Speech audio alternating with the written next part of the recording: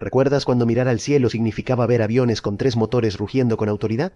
Uno bajo cada ala, y un tercero, imponente, incrustado en la cola como un ojo vigilante. Durante décadas, esos trirreactores, el DC-10, el L-1011 TriStar y el inolvidable Boeing 727, fueron los reyes absolutos de la aviación. Eran sinónimo de potencia, confiabilidad y modernidad. Pero hoy, casi ninguno vuela. Como si una era completa hubiera sido borrada del cielo. La pregunta es inevitable. ¿Cómo pasaron de dominar el mundo a desaparecer casi por completo?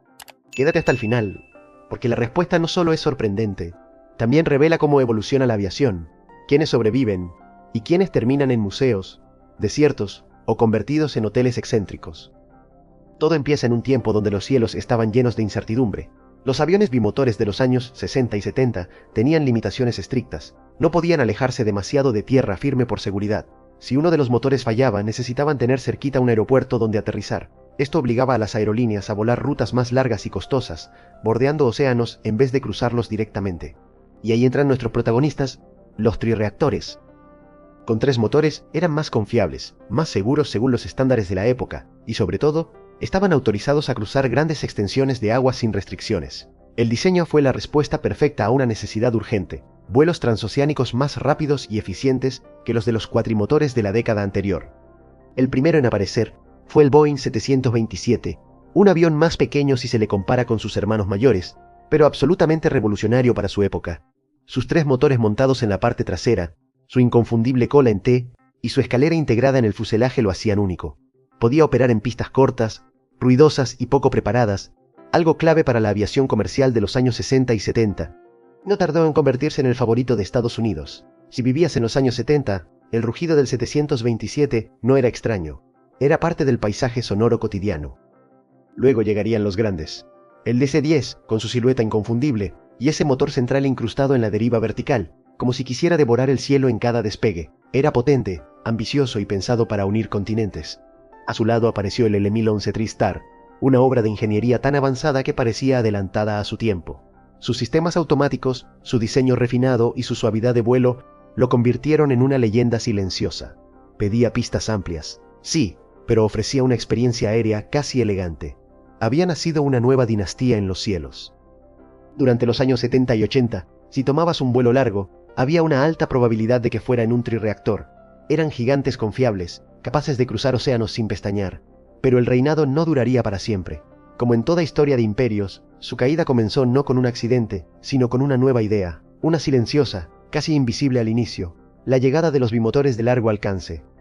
Para entender la desaparición de los trirreactores hay que hablar del enemigo que nunca vieron venir: la eficiencia. Los motores turbofan comenzaron a evolucionar a una velocidad increíble. Ya no era necesario tener 3 motores para garantizar seguridad.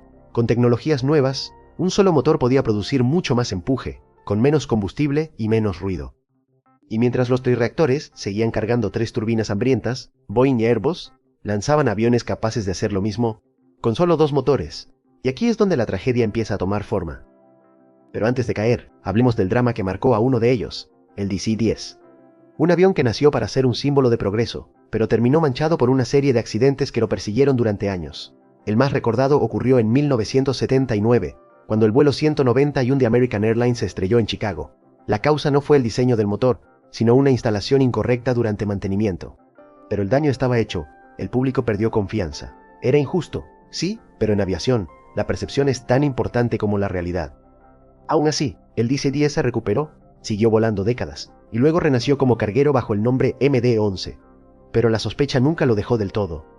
El L-1011 TriStar, por su parte, fue víctima de algo más cruel que los rumores: la economía. Lockheed creó un avión tan avanzado para su época que dependía de un motor igual de avanzado, el Rolls-Royce RB211. El problema fue que Rolls-Royce quebró durante su desarrollo, retrasando años el lanzamiento del TriStar y dejando el mercado servido para su rival, el DC-10.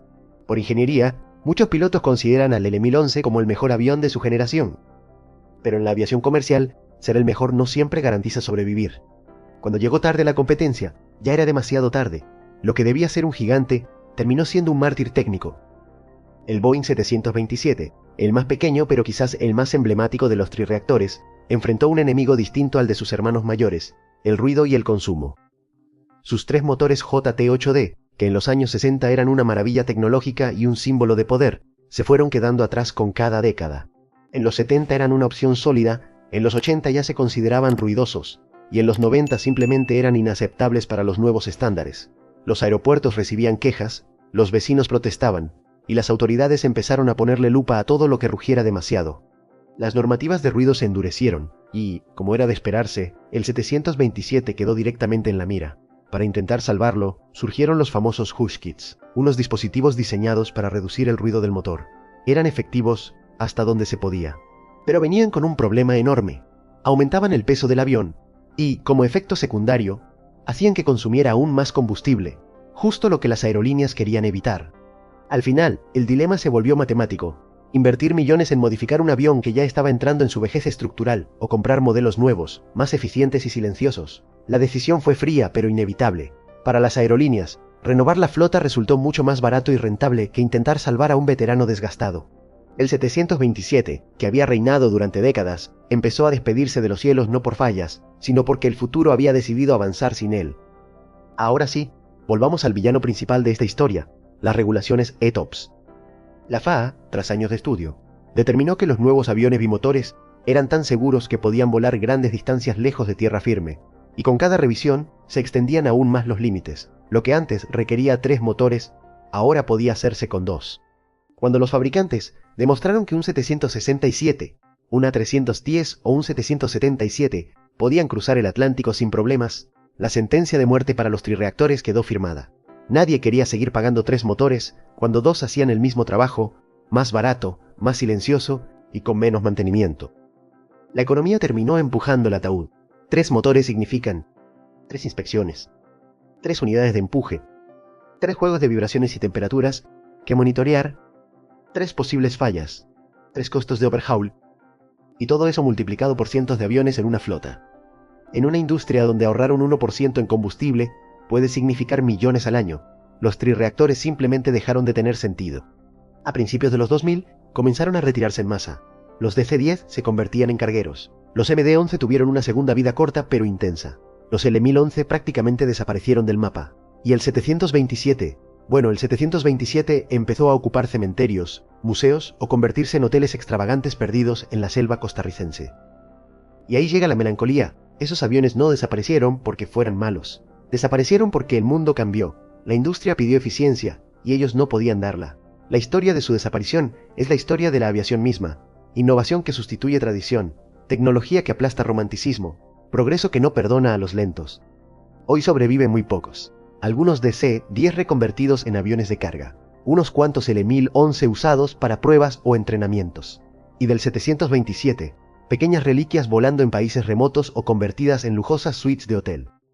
Pero su legado vive. Fueron los puentes que permitieron el salto hacia una aviación global.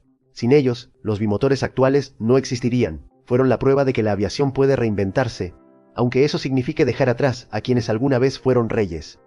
A principios de los años 2000, el retiro llegó casi de golpe. Los DC-10 comenzaron a desaparecer de las rutas de pasajeros y muchos encontraron una segunda oportunidad como aviones de carga, donde su gran capacidad aún tenía sentido económico. Los MD-11 vivieron una segunda vida breve pero intensa, especialmente en manos de operadores cargueros, hasta que también quedaron superados por diseños más eficientes. Los L-1011 TriStar, en cambio, prácticamente se esfumaron del mapa comercial, relegados a usos muy específicos o al retiro definitivo. Y el Boeing 727, el 727 terminó poblando cementerios de aviones, museos y hasta hoteles extravagantes escondidos en la selva costarricense, como un final tan peculiar como su carrera. Y ahí aparece la melancolía. Estos aviones no desaparecieron porque fueran malos, inseguros o inútiles. Desaparecieron porque el mundo cambió. La industria empezó a exigir eficiencia y ellos ya no podían ofrecerla. Su historia es, en el fondo, la historia de la aviación misma. Innovación que sustituye tradición, tecnología que aplasta romanticismo y un progreso implacable que nunca espera a los lentos. Hoy sobreviven muy pocos. Algunos DC-10 reconvertidos en aviones de carga, alargando su vida útil transportando mercancías en lugar de pasajeros. Unos cuantos L-1011 TriStar permanecen activos en tareas muy específicas, como plataformas de pruebas, entrenamientos o misiones especiales, lejos de las rutas comerciales que alguna vez dominaron.